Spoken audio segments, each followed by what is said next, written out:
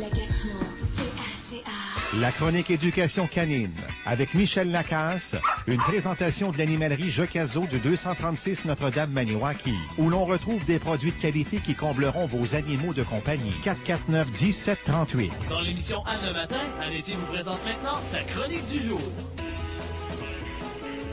La chronique avec Michel Lacasse, intervenant en éducation canine. Bonjour Michel. Bonjour. Est-ce qu'il faut aussi froid chez vous, là, dans votre Oh, coin? oui, moins 23, un petit peu comme à Maniwaki, hein? Oui, c'est ça, mais nous, on a le refroidissement éolien ce matin, il fait moins 30.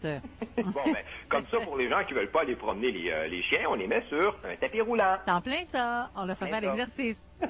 Oui. Hey Michel, j'imagine qu'il y a beaucoup de parents, lorsqu'on...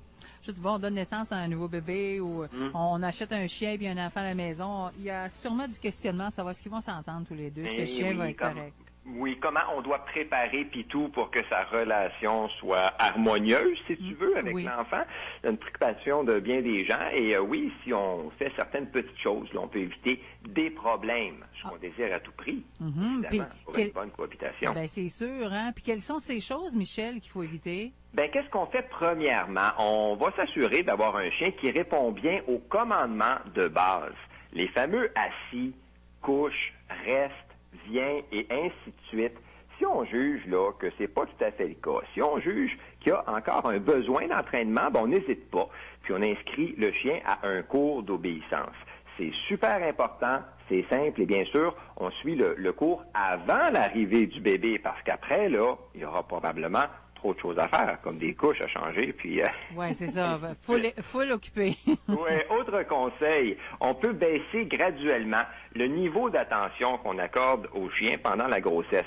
Ce qui fait qu'on recommande ça, c'est que souvent, lorsqu'on a un petit bébé qui arrive, on s'occupe souvent moins du chien dans les premiers mois. Alors, pour pas que ce soit trop drastique pour lui, pour éviter là toute frustration, irritabilité, et ainsi de suite, on va lui accorder un petit peu moins d'attention pour qu'il s'habitue, mais on va quand même lui fournir là, des activités qui vont l'occuper et répondre à ses besoins. On pourrait, là, par exemple, écourter un peu les promenades, mais lui donner un petit peu plus d'activités masticatoires et de stimulation mentale. Par exemple, ça se fait tout seul avec des os et des jouets distributeurs d'aliments, entre autres. L'important, c'est de garder en mémoire que lorsqu'on coupe sur une forme d'activité, on compense toujours par une autre forme. À part ça, ben, tu sais, Anne, que les chiens ont l'odorat beaucoup plus développé que les humains. Oui, ben de beaucoup à part de ça. Oui, 220 millions de cellules olfactives pour les chiens, alors que nous, on en a environ 6 millions. OK. Hein, c'est une grande différence. Bonne différence, oui. Oui. Alors, on va se servir de cet atout-là du chien pour préparer la venue du bébé. On va lui faire sentir certains produits qui lui sont destinés, comme de la poudre, des savons, les jouets. Et on va même demander au père, lorsque la mère est encore à l'hôpital après l'accouchement, d'apporter à la maison des petites couvertures, des morceaux de vêtements qui ont servi et qui sont vraiment imprégnés là, de l'odeur du nouveau-né. C'est une chose, ça, qui ne peut jamais nuire et qui peut bien préparer l'animal. C'est ça, finalement, ça prépare l'animal qui a déjà senti, là, donc c'est pas nouveau. Oui, c'est ça. Ça lui dit qu'il y a un petit quelque chose là, de bien fun puis de spécial qui s'en vient. Pour les gens qui ont un chien qui réagit aux nouveaux bruits, qui semble plus excité, il est aussi suggéré de l'exposer à des cris et à des pleurs d'enfants.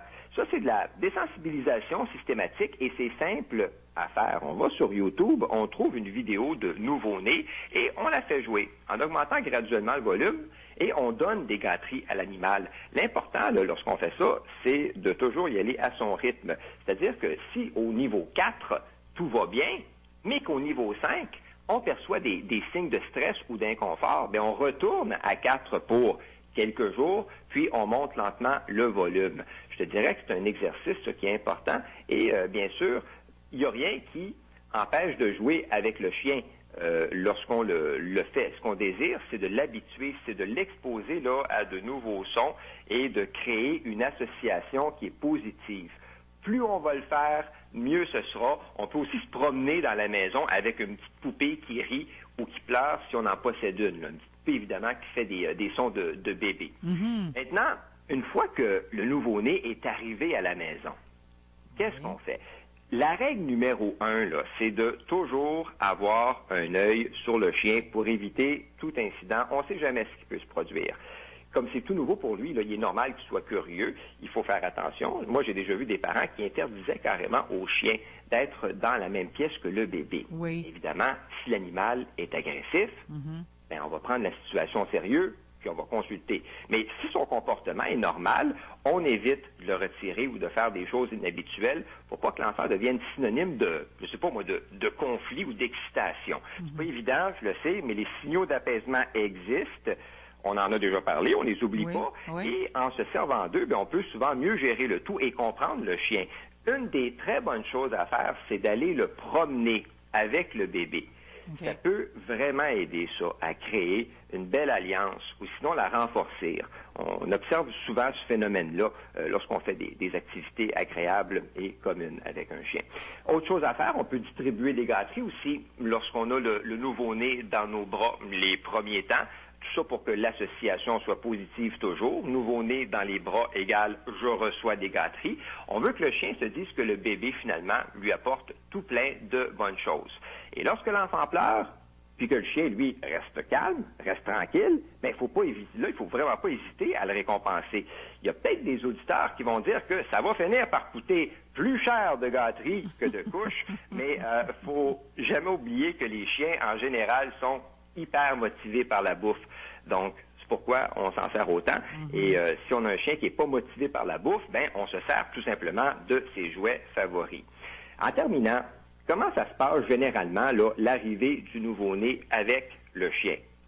Ça, souvent, ça m'est posé comme question. Ben, si on a un animal qui a été bien socialisé aux enfants, qui en a vu tout plein au cours de son 0-4 mois et qui a continué à en voir par la suite tout en démontrant un bon comportement, si on a un chien qui est calme, qui aime les gens, qui n'est pas de nature craintive, ben, je te dirais qu'on a vraiment de bonnes chances de ne pas avoir de problème. Par contre, si on a un chien qui n'a pas été socialisé aux enfants, qui est réactif, qui aurait connu des expériences négatives avec eux, qui n'aime pas vraiment les gens également, ben je consulterais peut-être, moi, un intervenant en comportement canin ou un bon vétérinaire pour d'autres conseils ou pour peut-être même une évaluation. Et dans une prochaine chronique, ben là, on va parler du comportement des enfants un petit peu plus âgés envers le chien. OK, à oui. ce sujet-là, on me pose pas mal de questions et j'ai bien des choses à dire. Oui, parce que un petit peu plus vieux sont portés à toucher au chien, lui tirer une oreille, lui piler sur une patte. Puis là, oui, absolument. Donc, il y a des choses à faire et il y a des choses à ne pas faire. Ben, Michel Lacasse, je vous remercie beaucoup. Passez une belle semaine. Puis en fin de semaine, c'est la Pâquane chez nous, le festival d'hiver. Et on va vous souhaiter un super de beau week-end. Profitez-en pleinement. Puis j'espère au moins qu'on n'aura pas moins 30. Là, hein? Non. Tu vois, on est du bon bord. Good. Merci. Bye-bye. Bye-bye.